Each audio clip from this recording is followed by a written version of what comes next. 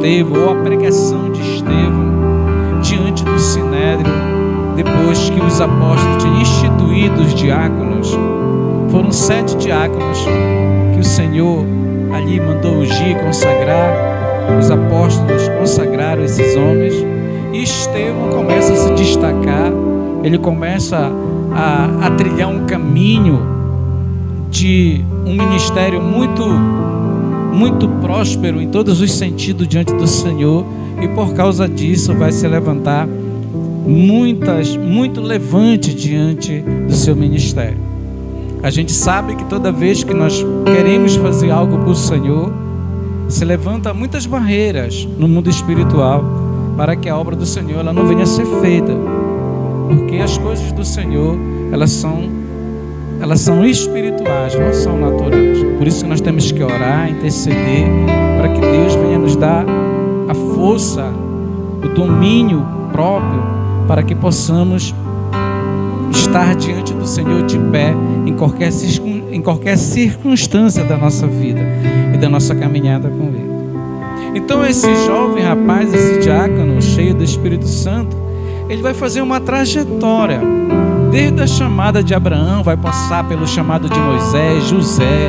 Ele vai falar dos reis, dos juízes e do rei Davi. Ele vai fazer um panorama aqui diante do Sinédrio. Para que esse panorama que ele faz, esse discurso que ele faz, essa pregação, essa ministração cheia do Espírito Santo?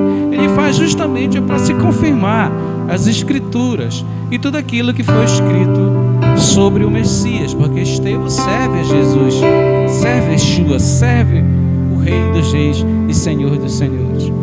Então é com um coração muito puro, muito tremendo, que ele vai chegar diante dessa corte, uma corte que não acreditava em Jesus, uma corte que contestou poderosamente o ministério de Jesus.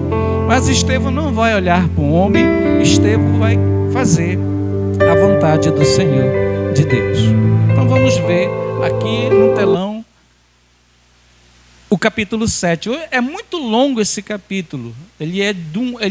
Essa pregação é tão grande, tão extensa, que ela tem 60 versículos. Mas a gente vai fazer essa noite todo esse capítulo 7, porque nós temos tempo. E você que veio vai ser tremendamente abençoado por Deus. Você que está na live também. Então aqui é o discurso dele. Olha que ele está diante do Sinédrio, diante de todos os anciãos, de todos os sacerdotes, os sumos sacerdotes. É uma assembleia que está ali. E ele, como um diácono, na frente da alta corte ali religiosa de Jerusalém. Ele poderia aqui muito bem ficar com medo, ficar desesperado, mas não. Ele está tranquilo e vai mostrar uma capacidade, um conhecimento tão grande das Escrituras. Ele vai mostrar nessa pregação que ele é um pregador preparado, porque a Bíblia diz que nós temos que manejar bem a palavra da verdade. E você só maneja se você for homem de oração, se você buscar muito a Deus, muita leitura, muito conhecimento, para você ser realmente usado nas mãos do Senhor. Então ele vai começar o discurso dele assim, diante de toda a nata ali da grande classe sacerdotal de Jerusalém.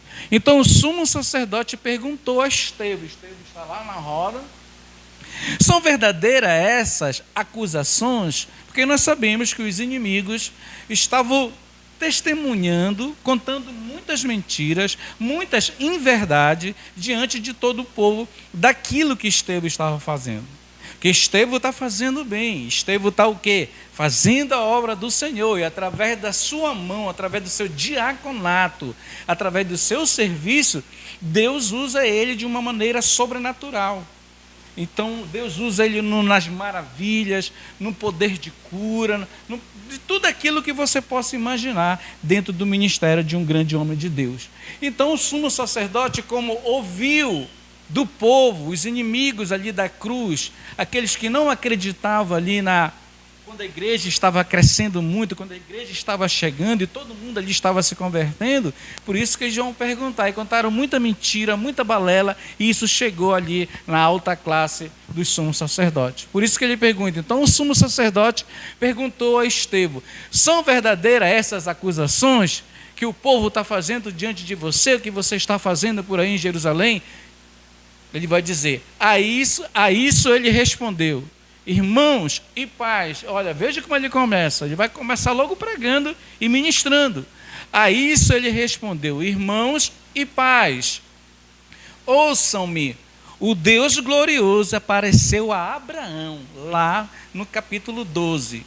Nosso pai, estando ele ainda na Mesopotâmia, ele vai buscar, olha, isso aqui é profundo, porque ele vai buscar a estadia de Abraão lá na Mesopotâmia, lá em Ur dos Caldeus, onde ele mora com a sua família. Então ele vai buscar lá de trás e vai trazer a profecia para frente.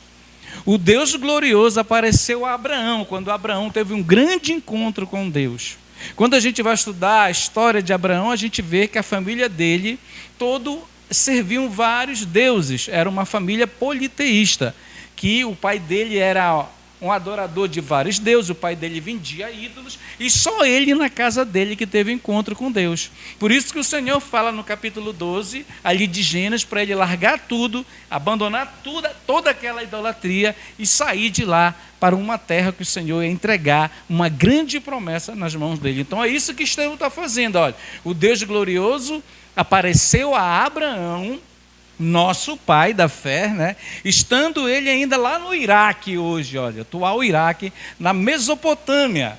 Antes de morar em Harã, ele disse, porque nós sabemos que Abraão sai de Ur dos Caldeus e vai para Harã. E lá seu pai morre depois que ele desce para Canaã. É isso que Estevão está ministrando. Olha, sai da tua terra, a promessa que Deus fez ao patriarca Abraão, sai da tua terra e do meio dos seus parentes e vá para a terra que eu lhe mostrarei, isso pela fé. Abraão nem sabia o rumo que ele ia, mas como Deus falou muito forte diante do coração dele, uma intimidade muito forte com Deus, Deus fala para ele, olha meu filho, abandona toda essa idolatria aqui, e segue para uma direção que eu vou te mostrar. E quando tu chegares lá, Abraão viajou quase 3.000 quilômetros, querido. E naquele tempo era muito difícil você pegar uma estrada, porque tinha os saqueadores, tinha os ladrões de estrada. Então Abraão sai com a sua família todinha, direto para Harã, ali dá o quê? 1.600 quilômetros para Harã. Isso é vários dias viajando, porque não tinha carro. Naquele tempo, o transporte era o quê? O burrinho, então o camelo que é do deserto, é típico do deserto até hoje. Se você for ali na Arábia Saudita, no Oriente Médio, você vê que as pessoas, ainda os beduínos, ali em suas cabanas no deserto, até hoje, o meio de transporte deles é o camelo. E ali na Arábia Saudita, ali mesmo em Meca, em várias cidades da Arábia Saudita, você vê que o camelo ele é bem tratado. Tem até feira de camelo para vender camelo e é muito caro. Você vê por aí no comercial, na televisão. Então é aqui, nesse contexto. Então ele saiu da terra dos caldeus, lá do Iraque, e se estabeleceu em Harã. Depois da morte de seu pai, Terá, Deus o trouxe a esta terra onde vocês agora vivem. Olha só o que ele está dizendo. Olha, Deus fez a promessa para o patriarca Abraão, lá do Iraque, trouxe ele hoje para Jerusalém, e quando ele chegou aqui em Jerusalém, Deus cumpriu a promessa tudinho, todas as promessas que Deus tinha falado para ele lá atrás. Então, se vocês estão hoje aqui, é porque vocês vieram através dessa promessa, porque foi crescendo o povo, os descendentes foram se multiplicando, até Deus colocar na terra prometida. Então, Estevão está pregando aqui para nada, pessoas que conhecem a Torá, conhecem a Bíblia, meu irmão. Aqui só é fera na Bíblia, trazendo para os nossos dias. Depois da morte de seu pai, o pai de Abraão, Deus o trouxe a esta terra onde vocês agora vivem. O que é que Estevão quer dizer? Que desde lá do começo, Estevão também faz parte dessa promessa.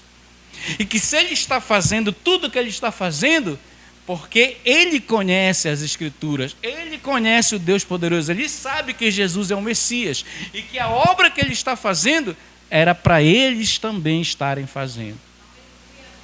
Só que a gente vai ver que eles não receberam. Continuando o texto. Olha, Deus não lhe deu nenhuma herança aqui, nem mesmo o espaço de um pé, mas lhe prometeu que ele e depois dele seus descendentes possuiriam a terra, embora naquele tempo Abraão nem tivesse filhos. Abraão não tinha nenhum filho. Abraão ainda não tinha pegado Sarai para sua mulher. Abraão ainda estava no começo da sua caminhada, mas lá Deus falou para ele: olha, a tua descendência, os teus filhos serão uma bênção, e aquela terra onde eu vou te colocar, eu vou te entregar para ti e a tua descendência cuidar. Isso que Estevão está pregando para todo o sinédrio, 71 anciãos que estão lá. São 70 sacerdotes e o sumo sacerdote, 71 pessoas. Olha o que ele vai dizer, continuando: e deu a Abraão a aliança da circuncisão. Todo macho que nascia ali na casa de Abraão, ao 8º mês, tinha que ser circuncidado para apresentar ao Senhor. Aquilo era um pacto que Deus fez com Abraão, que todo macho da casa, dos seus filhos, dos seus netos, então das pessoas que estavam ali morando com Abraão, tinham que ser circuncidadas, porque aquilo era um pacto. Era uma unidade, era uma família que Deus estava trazendo para ser bênção para todas as nações dessa terra. Por isso que foi o pacto da circuncisão. Por isso Abraão gerou Isaque, e o circuncidou. 8 dias depois do seu nascimento, que era o dia esperado. Mais tarde, Isaque gerou Jacó.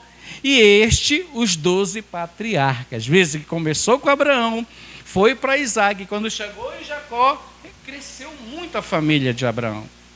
Jacó já é neto de Abraão. E Jacó vai gerar 12 filhos, que são as 12 tribos de Israel. Ele está trazendo, ele está fazendo um resumo para mostrar que ele está fazendo a coisa certa. Que o que ele está fazendo, que aquelas pessoas que estavam contra ele, falando mal dele, trazendo falsos testemunhos diante de toda Jerusalém, aquelas pessoas realmente estavam com inveja do seu ministério.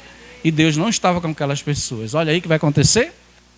Os patriarcas, tendo inveja de José, venderam-no como escravo para o Egito, mas Deus estava com ele e o libertou de todas as suas tribulações, dando a José favor e sabedoria diante do faraó, rei do Egito, e este o tornou governador do Egito e de todo o seu palácio. Olha só, ele vai buscar lá, quando Jacó desce para o Egito, José já é governador, mas antes nós sabemos a história de José, que ele foi vendido pelos seus irmãos por causa de uma túnica que o pai tinha dado para ele. E Jacó demonstrava um amor muito grande, a Bíblia diz que era o filho da sua velhice, que ele amava muito, e os outros filhos ficavam com inveja, com ciúme. E por causa disso, pegaram José, colocaram numa cova, de lá tiraram, não mataram ele, tiraram ele e venderam para os ismaelitas. E José foi parar no Egito.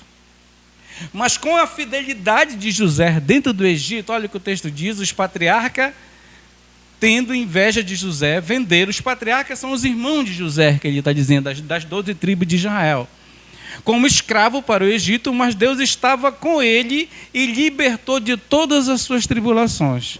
José passou 13 anos ali na prova dentro do Egito, e de lá Deus tira ele de lá da cadeia e transforma ele na segunda pessoa mais importante ali do Egito. Porque José fugiu de todas as tribulações, fugiu de todas as tentações, e José era um homem muito fervoroso diante de Deus. Um homem que buscava muito a presença do Senhor e sabia dessa promessa. José sabia dessa promessa, dessa linhagem. Porque no mundo tem duas linhagens, desde lá do Éden, quando cai, que vem o primeiro casal, Adão e Eva, de lá eles têm 2 filhos, Caim e Abel. E de lá a linhagem vem seguindo até hoje.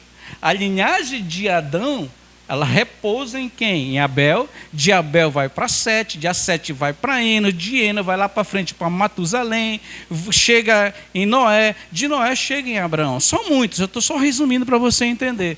Então, essa é a linhagem que Deus tem protegido até hoje, que Deus tem guardado. E hoje nós somos co-herdeiros dessa linhagem no mundo espiritual, porque hoje nós somos o Israel do Senhor. Mas Deus estava com ele, com José, e o libertou de todas as suas tribulações, dando a José, olha que Deus deu para ele, porque ele foi fiel com o Senhor no Egito, favor e sabedoria diante do faraó. O Senhor deu dom para ele.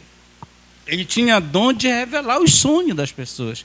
E foi através desse dom que Deus ali, com toda a sabedoria dele, ele falou para Faraó que tinha aqui chegar 7 anos de fartura, mas também 7 anos que ia acabar tudo, a fome ia chegar pesada diante do Egito, e lá Faraó é tocado e Faraó coloca ele ali. Quem é que vai comandar o Egito, senão esse rapaz que trouxe essa tremenda ideia aqui diante da corte, ali diante de Faraó? Ali José começou a mudar a história dele, dando a favor a José sabedoria diante do Faraó, rei do Egito. Este tornou governador do Egito e de todo o seu palácio. Já pensou que é isso? O cara que chega como escravo dentro da maior nação de todos os tempos, que era o Egito. O Egito era uma potência, querido. O Egito era a nação que mandava no mundo. Faraó hoje é os Estados Unidos da América, como a China na vida hoje, trazendo para os nossos dias. Muito poder ali dentro daquela nação. Esse homem fica ali, passa todos os processos, de lá Deus levanta ele, porque ele achou graça diante de Deus. É isso que Estevão está pregando na corte. Depois houve fome em todo o Egito e em Canaã, trazendo consigo grande sofrimento. E os nossos antepassados não encontravam alimento, depois que José profetizou. Ouvindo que havia trigo no Egito, Jacó enviou nossos antepassados na sua primeira viagem. Aqui Deus vai criar uma situação que vai ter muita fome na terra, e quando Jacó descobre que no Egito é que está a fartura, ele manda os seus filhos ir para lá, atrás de alimento para trazer.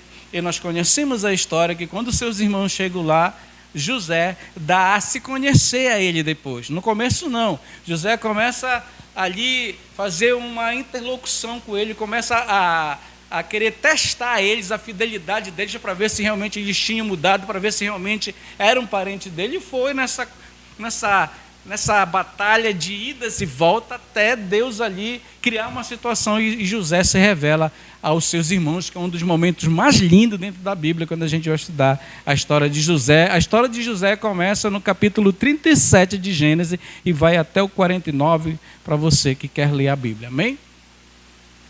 Na segunda viagem dele, José fez-se reconhecer por seus irmãos, e o faraó pôde conhecer a família de José. Isso aqui foi um momento muito bonito.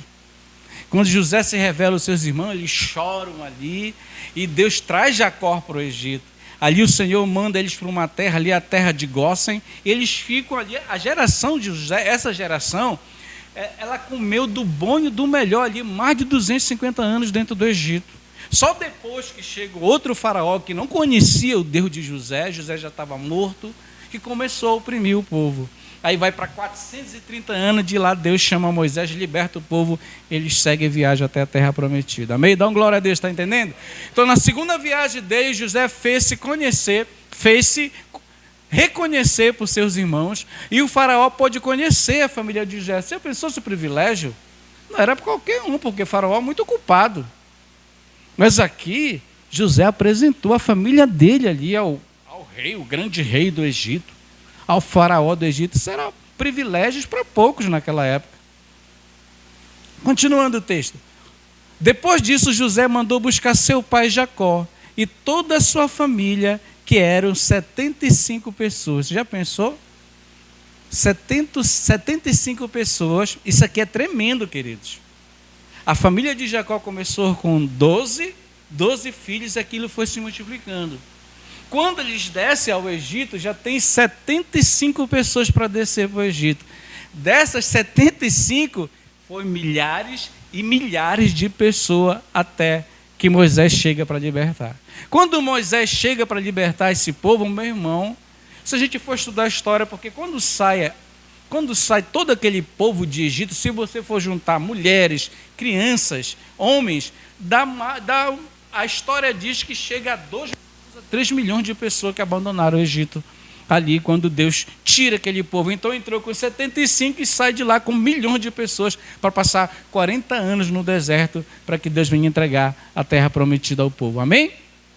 Vamos continuar. Isso aqui é linda, essa história. Então Jacó desceu ao Egito, onde faleceram ele e os nossos antepassados. Jacó falece no Egito, mas os seus ossos José manda trazer ali para Canaã. E depois também os ossos de... Isso é muito interessante, que quando Jacó morre, os ossos dele voltam para Canaã para ser enterrado. E quando José morre, ele falou que o dia que ele morresse, ele também não queria que os ossos dele ficassem lá no Egito. Mas os ossos de José só vai voltar para Canaã, que hoje é a Palestina, ali na Cisjordânia que está o corpo de José, só quando Moisés tira o povo do Egito, mundinho. Ali, mais de 400 anos é que o osso de José praticamente sai do Egito para ser enterrado onde está hoje, na Cisjordânia. Ali em Nabo que está o corpo de José. Amém?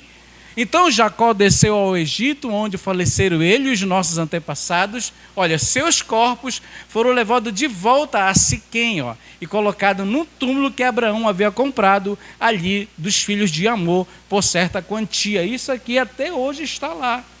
Onde José está enterrado, onde Abraão está enterrado, onde Sara está enterrado. Eles estão ali tudo perto, nessa capela que Abraão comprou para sepultar todos eles. Isso aqui é muito tremendo, né?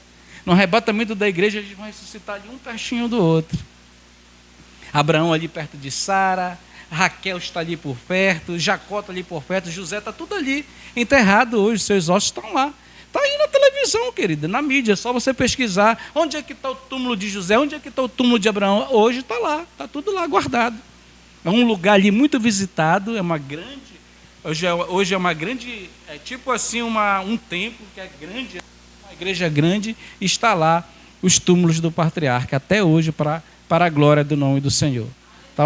Está de José ali na Cisjordânia, está aqui em Siquém hoje, aqui Abraão, Jacó, está Isaac, está Raquel, está Sara, está tudo lá, dormindo no pó da terra. E naquele grande dia, quando Jesus ressuscitar, rasgar o céu, eles vão sair todos juntos ali para se encontrar com o Senhor. Aí o Senhor vai falar, olha só a promessa que eu te fiz, tu nem viu. Essa promessa foi tão grande que o livro de Hebreus fala que Abraão nem viu de tanta coisa boa que o Senhor fez. Foi igual Jeremias. Jeremias também nem viu as maiores promessas que Deus fez ao seu povo, porque Jeremias morreu e não viu, mas as profecias de Jeremias até hoje se cumprem. As profecias de Abraão até hoje se cumprem. Eles só vão ver quando Deus rasgar o céu. Aí o Senhor vai mostrar para ele, olha, foi isso aqui, essa aqui que foi a promessa que eu fiz para você. Porque são milhares de pessoas que vão ser salvas, milhares de pessoas que vão ser arrebatadas naquele grande dia quando o Senhor rasgar o céu. Amém? Então Jacó desceu ao Egito, onde faleceram ele e os nossos antepassados. Seus corpos foram levados de volta a Siquém e colocados no túmulo que Abraão havia comprado ali dos filhos de Ramor, por certa quantia. Continuando o texto. Ao se aproximar o tempo em que Deus cumpriria sua promessa a Abraão, olha só, Deus não fala com a sua promessa, querido. Se ele fez uma promessa para a gente, porque a maior promessa que Deus fez para a sua igreja é arrebatar ela no arrebatamento. Tem a promessa espiritual, a maior promessa espiritual é Deus te ressuscitar no último dia. Agora, a promessa aqui da terra, aquela que Deus nos faz fisicamente nessa terra, ela vai se cumprir. Ela vai ter que se cumprir. Se Deus te fez uma promessa de te dar algo, de te levantar, de te fortalecer, é só tu esperar o tempo de Deus que vai chegar a promessa. Às vezes chega e a gente nem percebe, porque Deus gosta de surpreender a gente, não é verdade? Ao se aproximar um tempo em que Deus cumpriria sua promessa a Abraão, aumentou muito o número do nosso povo no Egito. Começou a crescer o povo dentro do Egito. Entrou com 75 e agora o povo é multidão de pessoas. Faraó fica preocupado, porque a grande sacada de Faraó é que esse povo cresceu demais. E Faraó, na verdade, estava com medo, mundinho, desse povo crescer tanto e querer tirar eles do poder, querer ir para cima deles ali com uma grande revolução, né? Então, assim, para tirar mesmo do poder, porque era isso que acontecia na antiguidade. A nação forte, ela vinha para cima daquela mais fraca, porque ela crescia muito em poder bélico, em armas. Então, quando as nações tinham isso, ela ia para cima daqueles que não tinham. Então, é isso que está acontecendo. Olha só, ao se aproximar o tempo em que Deus cumpriria sua promessa a Abraão, aumentou muito o número do nosso povo no Egito. E Faraó ficou preocupado.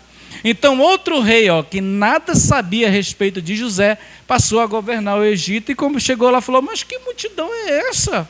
Bora botar esse povo para trabalhar para nós. Aí ele começou a escravizar o povo. Ele começou a maltratar o povo de Deus. E a Bíblia diz, ali quando o Senhor chama Moisés, em Êxodo 3, você pode ler 3, 4, 5, que vai dizer isso. Que quando os pecados de Faraó, a taça dele começou a encher, a iniquidade dele começou a encher diante de Deus, o Senhor levanta Moisés e manda ele ir lá confrontar Faraó. Isso, na verdade, Deus humilhou o Faraó. E não somente Faraó, humilhou todos os deuses que eram adorados no Egito. Porque Deus tirou o povo dele de lá no sobrenatural, com mão forte para a glória do seu santo nome. Porque é assim que Deus faz.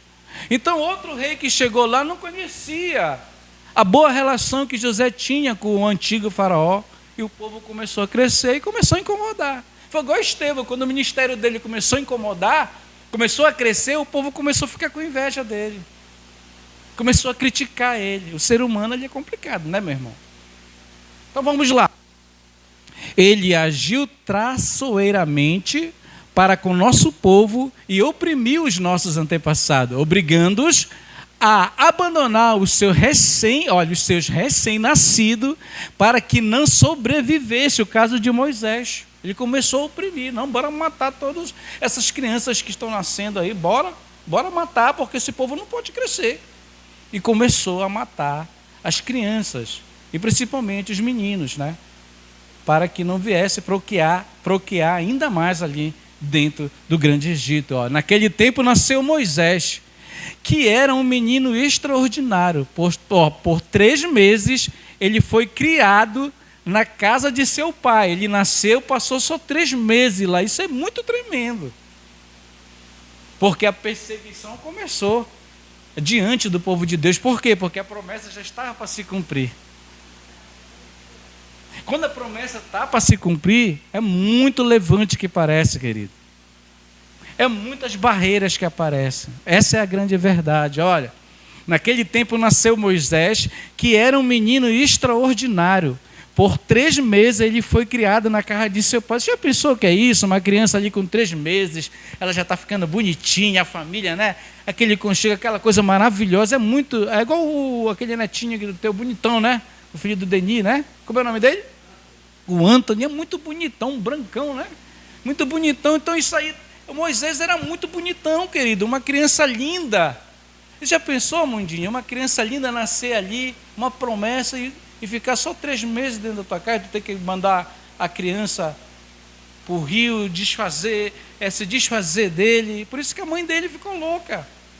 A mãe dele, Deus começou a dar estratégia para ela, para a irmã dele, a Miriam. Entendeu? A mãe de Moisés é a Joquebede, né? Invocado esse nome, é Joquebede, e Miriam é a irmã dele, e o irmão dele é Arão. Moisés criança, para te ver a proteção de Deus, né? Deus colocou ele na casa do inimigo, para mostrar que é Deus. Isso é muito forte. Como é que tu vai pegar e colocar na casa do inimigo? Hein? E colocou na mão da filha do inimigo, meu irmão, para proteger ele. Deus é tremendo, querido. Porque se ele fica lá, iam matar ele. Porque se ele fica lá com a família dele, eles iam matar os soldados, chegavam saqueando e cortando o pescoço mesmo, matando mesmo as crianças.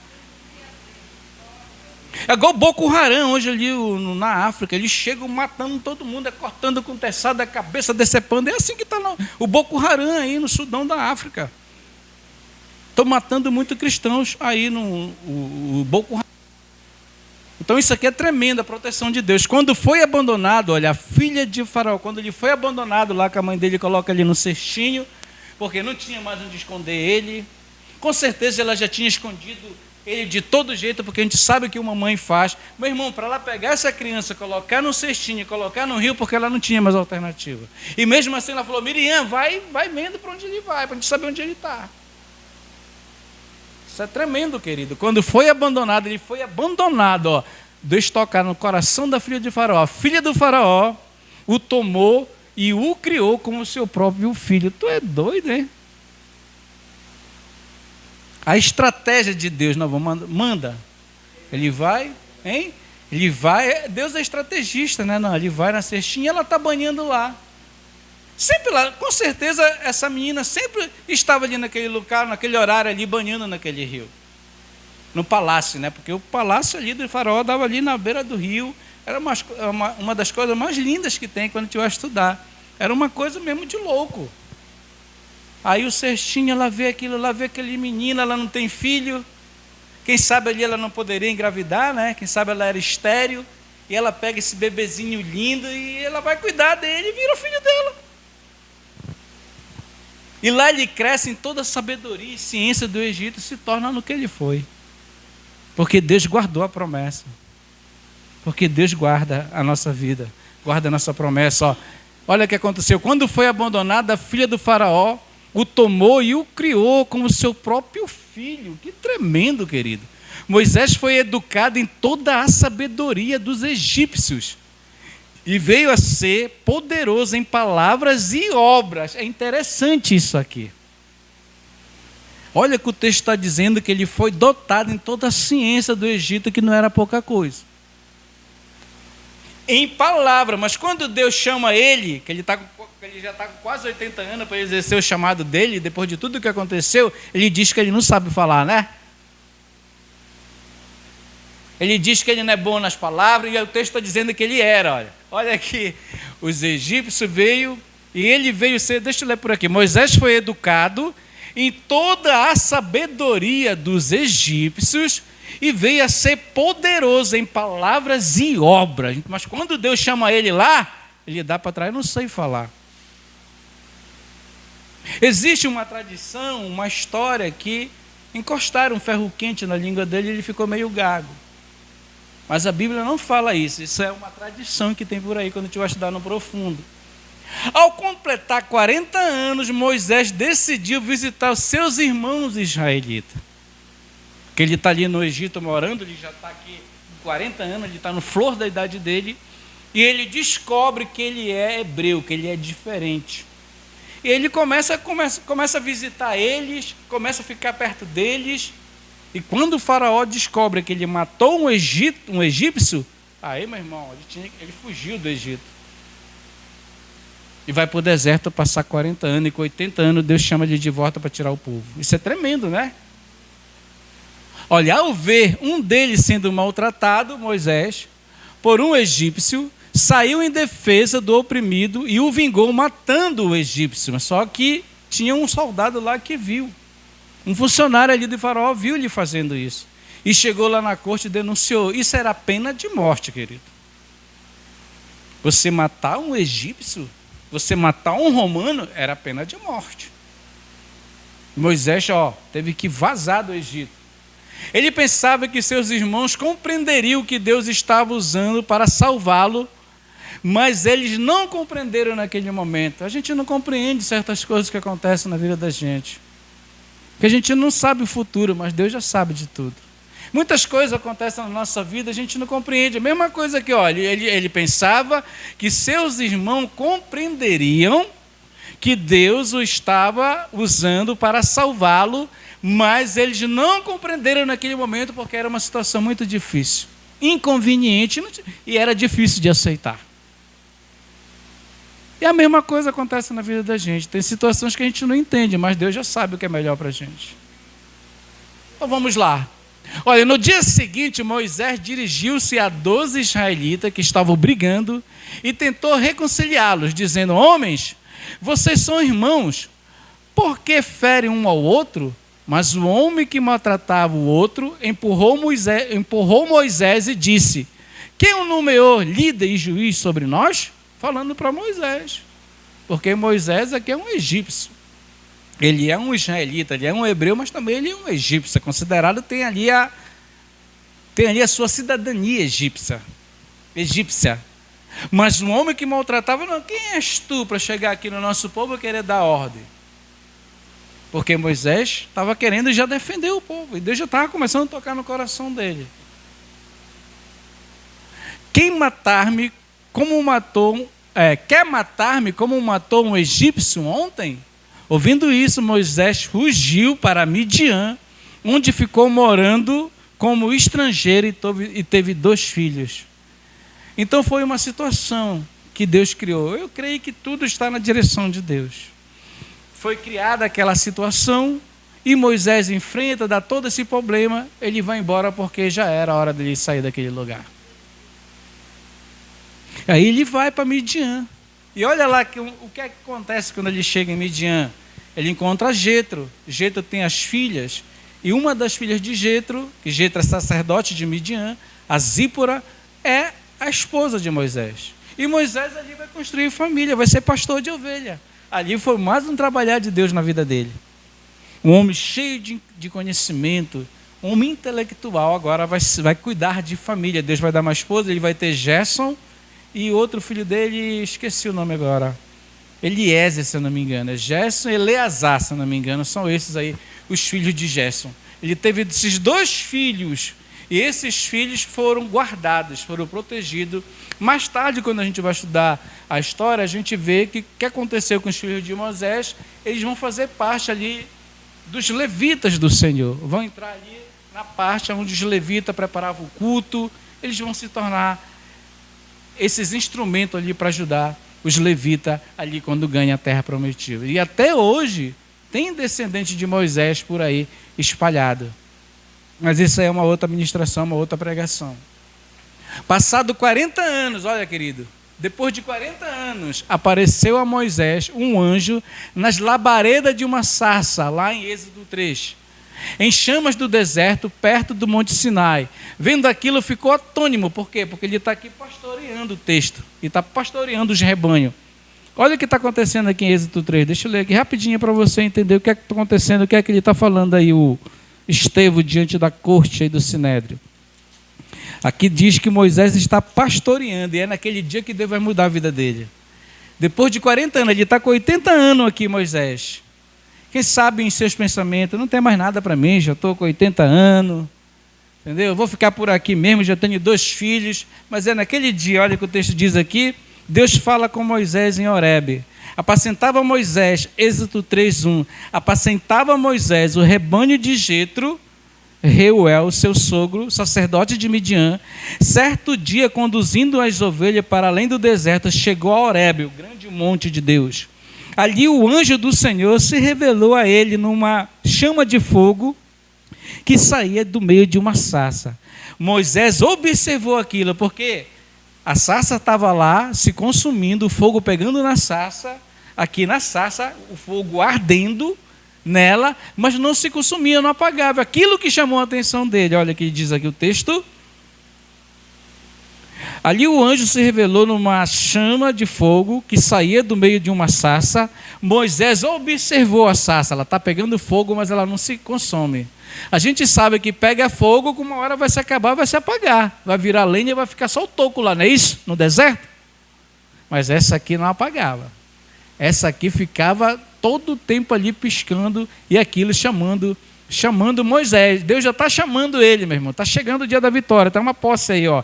Ali o anjo do Senhor se revelou a ele numa chama de fogo que saía do meio da sarça. Preste atenção para cá. Moisés observou aquele movimento. Olha, o texto diz, observou. E eis que a sarça ardia, o fogo consumia, ardia no fogo, olha, contudo não era consumida pela chama. E aquilo começou a paquetar ele, porque ele está pastoreando o rebanho dele. E quando ele vê aquilo, que negócio é esse? Tem um negócio diferente aqui. O texto vai continuar. Então pensou Moisés, olha aí o pensamento dele, que coisa impressionante, que ele nunca tinha visto aquilo no deserto. Que coisa impressionante. Por que será que o espinheiro não se queima? Por que será que a sarça não se queima? Porque tinha que se queimar, tinha que apagar. Aquilo impactou ele. Devo chegar mais perto. Ele viu que não se consumia, que não se apagava, ele começou a se aproximar. Aquilo foi o sinal que Deus estava dando para ele. Porque se lá, meu amigo, ele não chega lá, Deus não ia se revelar para ele. Porque ele está acostumado a ver aquela cena. Não é novidade para ele, só que essa cena aqui é diferente. Não se consome. E como ele poderia muito bem pegar o seu rebanho e voltar para casa com a sua esposa. Mas como começou a chamar a atenção dele, ele observou, o texto diz, olha aqui, vou ler para você. Moisés observou e eis que a sarça ardia no fogo, contudo não era consumida pelas chamas. Então pensou: que coisa impressionante, eu nunca vi isso. Por que será que o espinheiro não se queima? Devo chegar mais perto para contemplar esta maravilha. Deus estava chamando ele: vem que é hoje que eu quero mudar a tua vida, vem que é hoje que eu quero mudar a tua história, vem que é hoje que eu quero cumprir a promessa que eu te fiz. Você está entendendo o mistério de Deus aqui? É um mistério, é um grande mistério. E no versículo 4, então o Senhor viu que ele deu uma volta, viu que ele se aproximou. Então o Senhor viu que ele deu uma volta e se aproximava para observar melhor. Então ele estava numa distância grande, ele começou a vir para se aproximar. Quando ele chega perto, Deus vai falar com ele. Vai entrar o sobrenatural. Olha só, isso é muito forte. Então o Senhor viu que ele deu uma volta e se aproximava para observar melhor a sarça ardendo.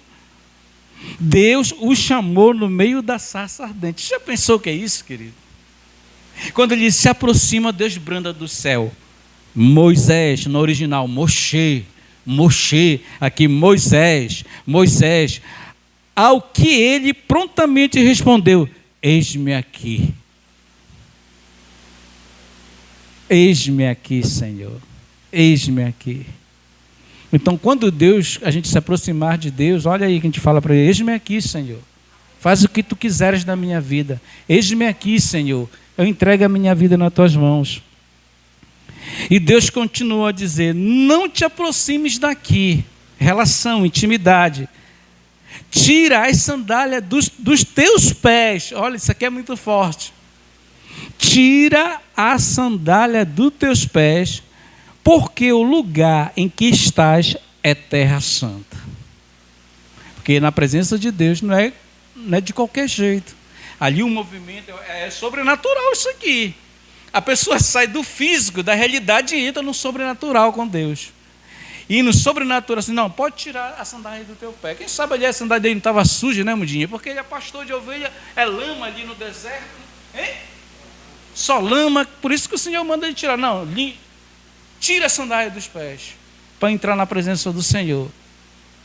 E disse o Senhor: eu sou o Deus dos teus pais, meu Deus do céu, o Deus de Abraão, o Deus de Isaac e de Jacó. Então Moisés cobriu o rosto, porque temia olhar para Deus. E aí a gente já conhece a história. É isso que Estevão está pregando aqui na corte.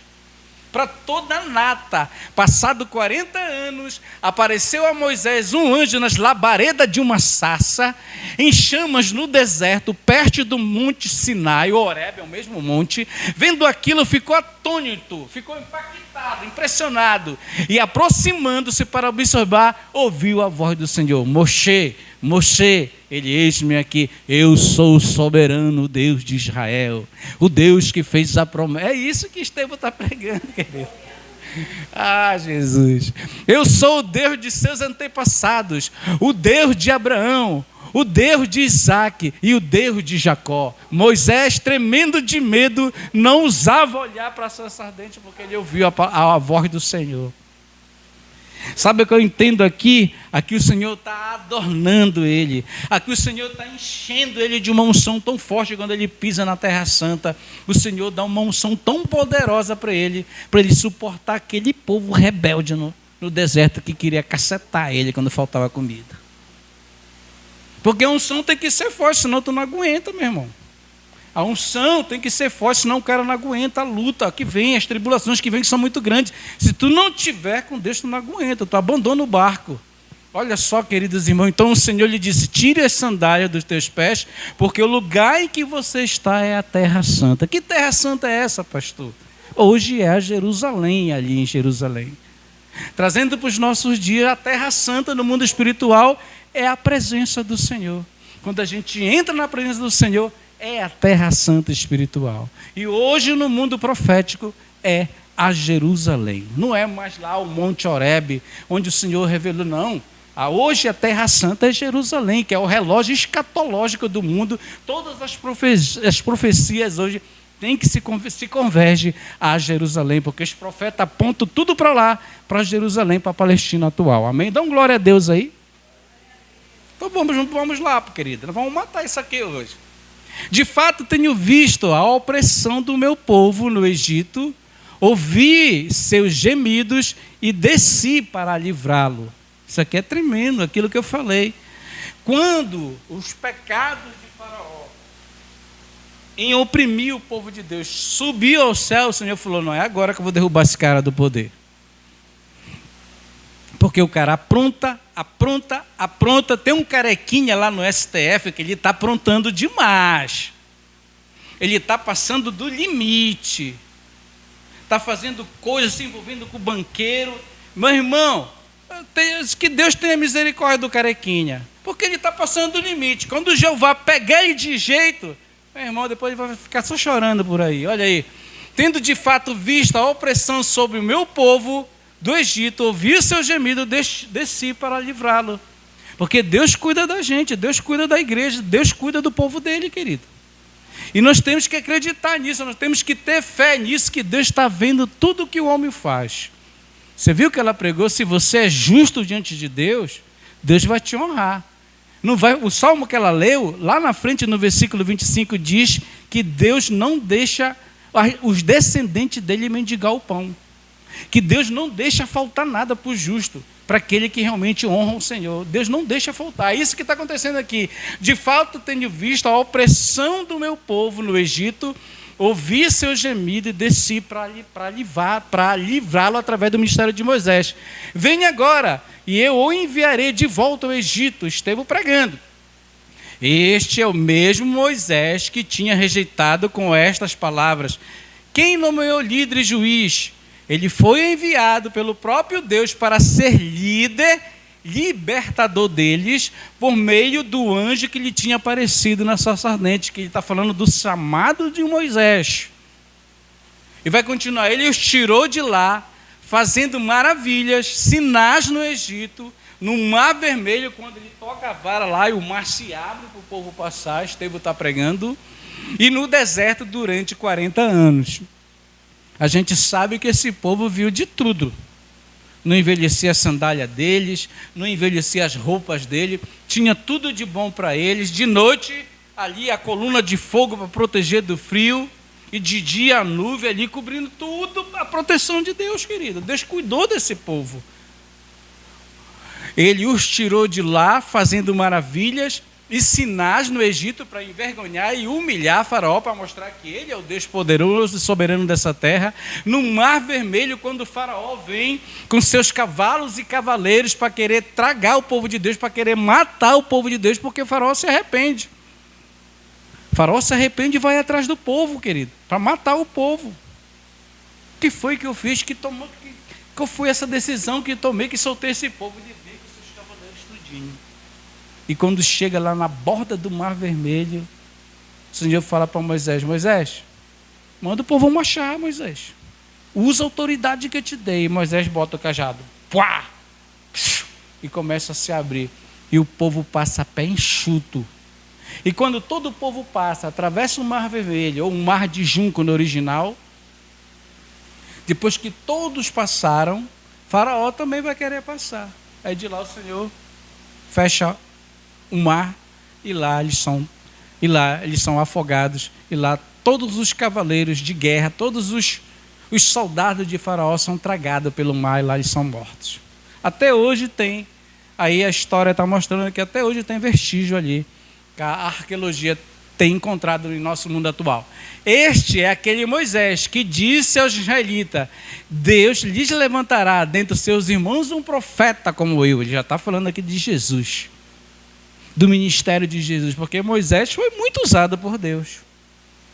Não tem profeta nessa terra que foi usado como Moisés foi usado, em grandes maravilhas e sinais e poder, por causa da unção que Deus deu para ele. Mas só que ia surgir um maior que Moisés, que é esse que Estevão está pregando ali para aquela corte incrédula. Dá um glória a Deus aí, se você está entendendo. Olha, ele estava na congregação no deserto, com um anjo que lhe falava no Monte Sinai, e com os nossos antepassados, e recebeu palavras vivas para transmiti-la a nós. Por isso que a Bíblia não é qualquer livro. Isso aqui para os judeus é a Torá. Os judeus, eles só têm a Torá, que é o Pentateuco, os cinco primeiros livros da Bíblia, tem os Salmos, tem os profetas.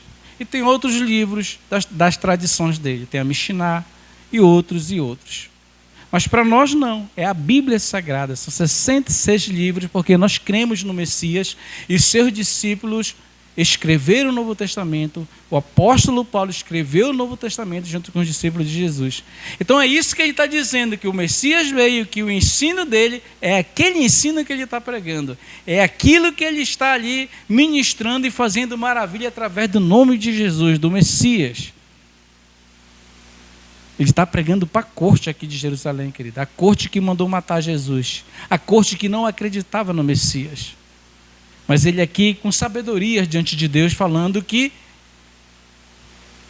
mas os nossos antepassados se recusaram a obedecer-lhe, Jesus, rejeitaram-no Jesus em seus corações e voltaram para o Egito. Aqui ele está falando de Moisés, mas a profecia também serve para Jesus. Ele estava na congregação no deserto, com o anjo que lhes falava no Monte Sinai, e com os nossos antepassados recebeu palavras vivas para transmiti-la a nós através da Torá. Mas nossos antepassados se recusaram, aqueles que não acreditaram no Messias, a obedecer-lhe, pelo contrário, rejeitaram no Moisés também. Muitas pessoas murmuraram no deserto também, no ministério de Moisés, em seus corações para voltar para o Egito. Quando acabava o alimento, quando a prova vinha sobre o povo, eles queriam voltar para o Egito, porque o Egito ainda estava nos corações dele. E eles no deserto ali, na maior dificuldade, chegavam e pressionavam Moisés. Isso que ele está dizendo. Disseram a Arão: faça para nós deuses que nos conduzam, pois a esse Moisés que nos tirou do Egito. Não sabemos o que lhe aconteceu naquela ocasião. Fizeram um ídolo em forma de bezerro, trouxeram-lhe sacrifício e fizeram uma celebração em honra de suas mãos que tinham feito.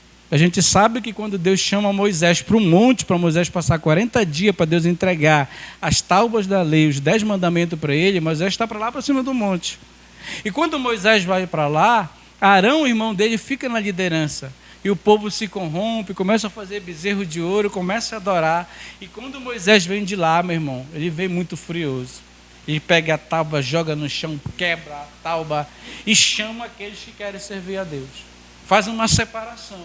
E a gente conhece a história de lá, Moisés separou aqueles que realmente queriam servir a Deus e os outros todos foram mortos, todos foram tragados. Disseram a Arão: faça para nós deuses. Olha, Arão não era para permitir isso, mas ele permitiu porque ele era um líder fraco.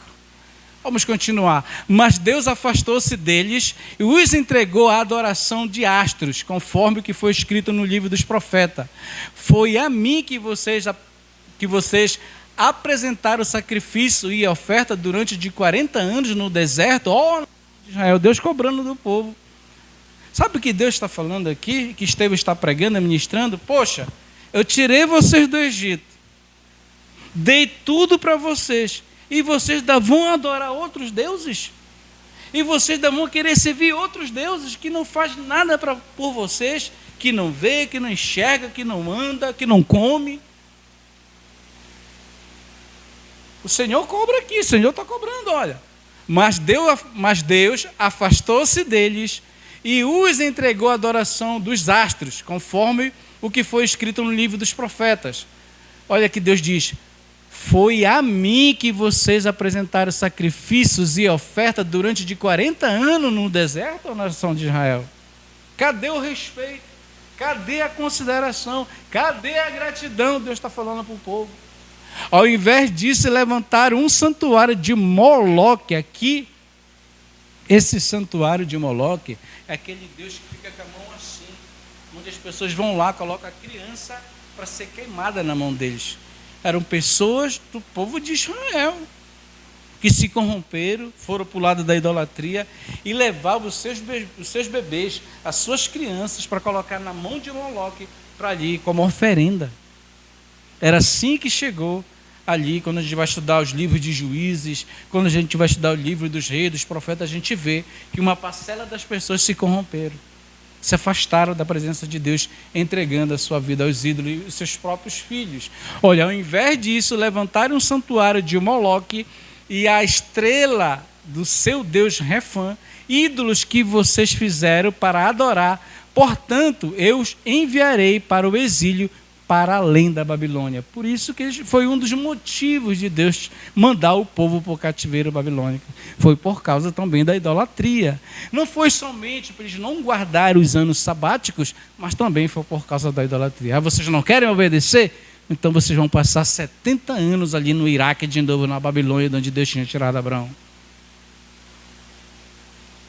No deserto, os nossos antepassados tinham o tabernáculo, instituído no deserto da aliança, que fora feita segundo a ordem de Deus a Moisés, de acordo com o modelo que ele tinha visto.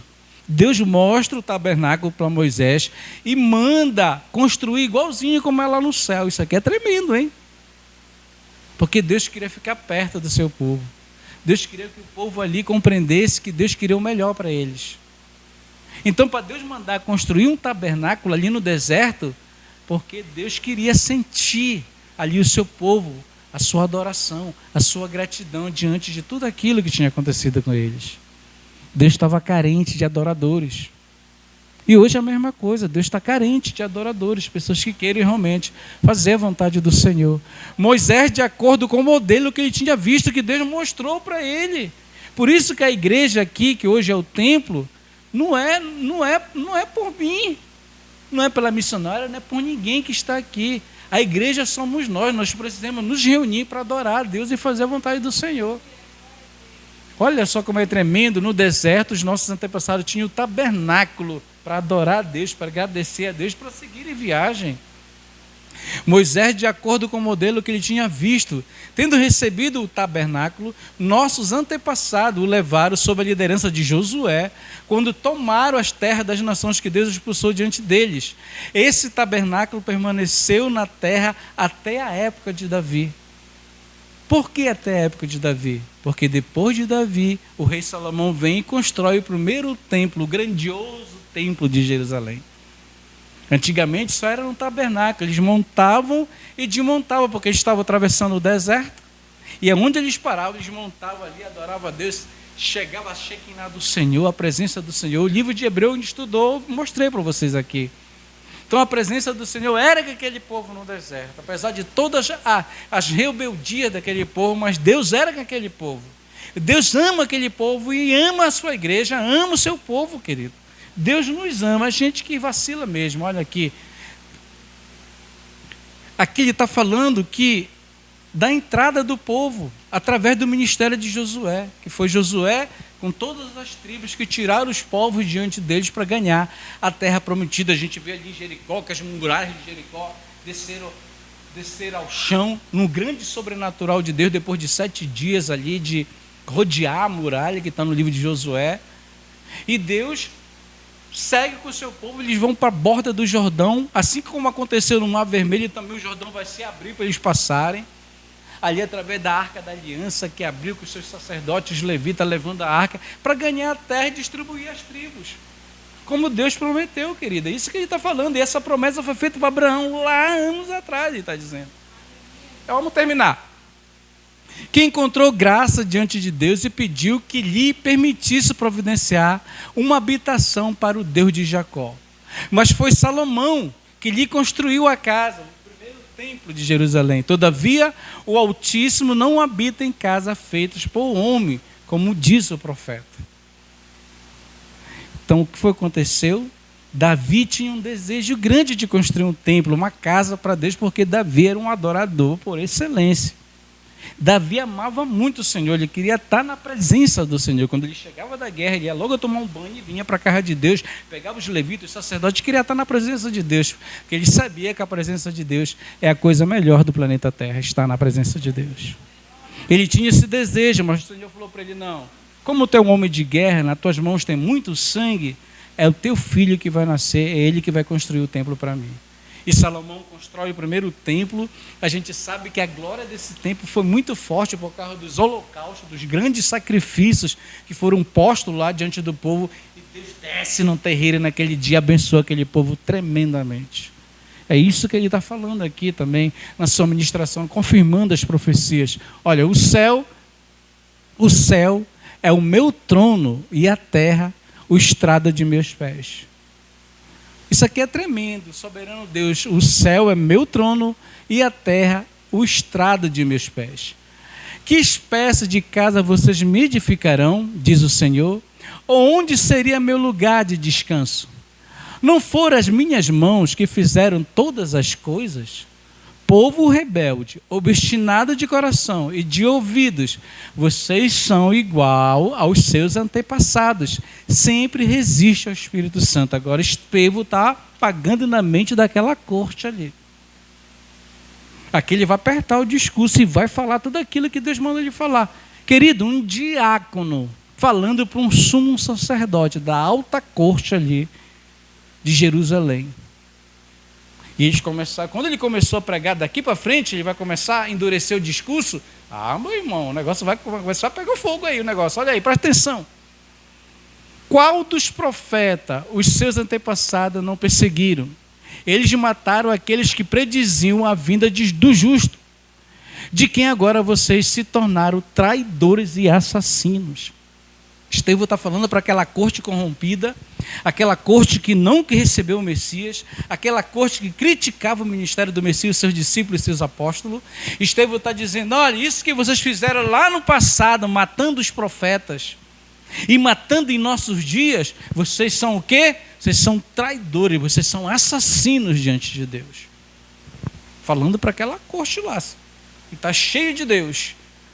Meu Deus do céu, vocês que receberam a lei por intermédio de anjos, mas não lhe obedeceram. Foi tudo no sobrenatural. Receberam a lei através do ministério de Moisés, o Senhor entregou nas mãos deles, mas eles não glorificaram o Senhor, não deram a glória para Deus, não lhe obedeceram. Ouvindo isso, ficaram furiosos e rangiram os dentes contra ele, contra Estevão.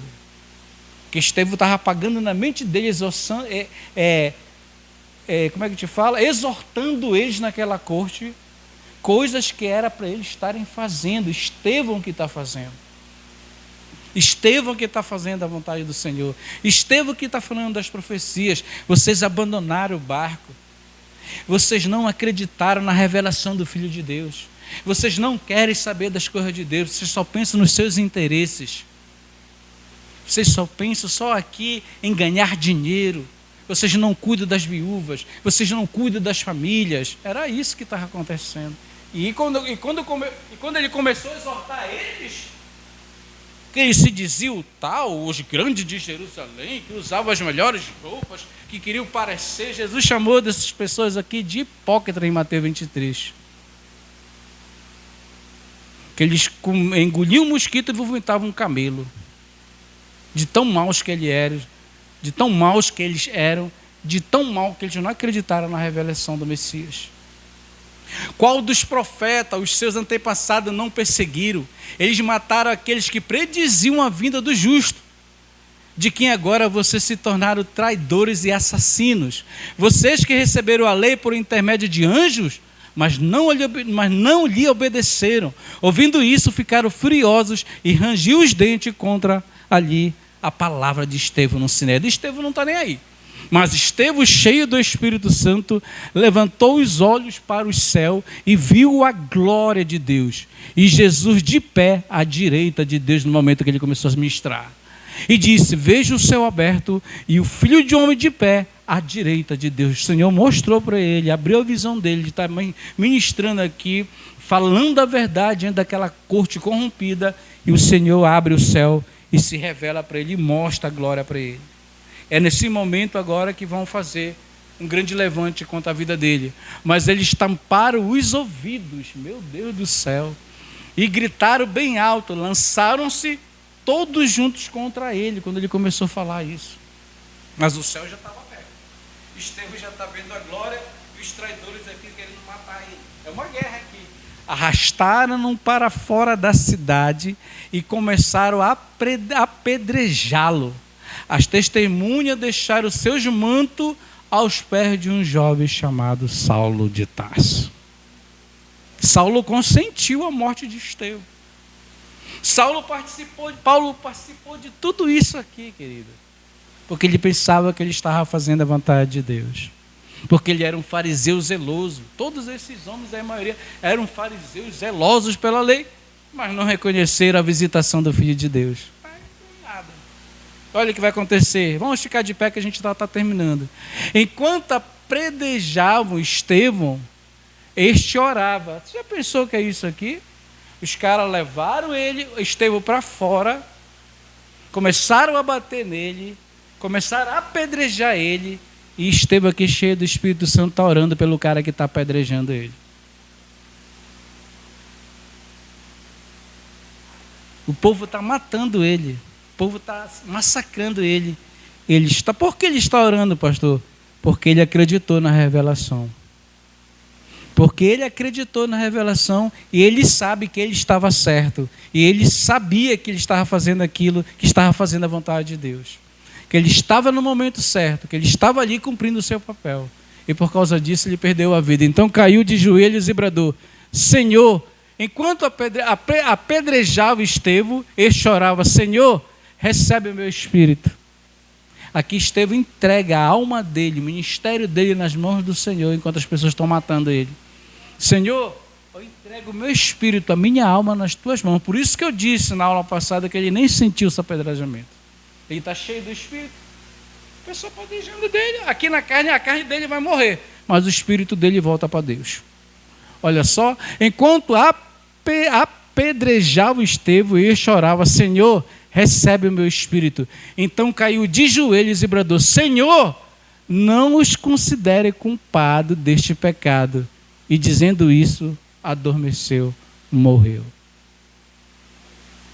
Que tremendo é isso, meu irmão. Deixa eu ver se eu coloco. Vamos orar e vamos aos nossos lares. Obrigado, Senhor.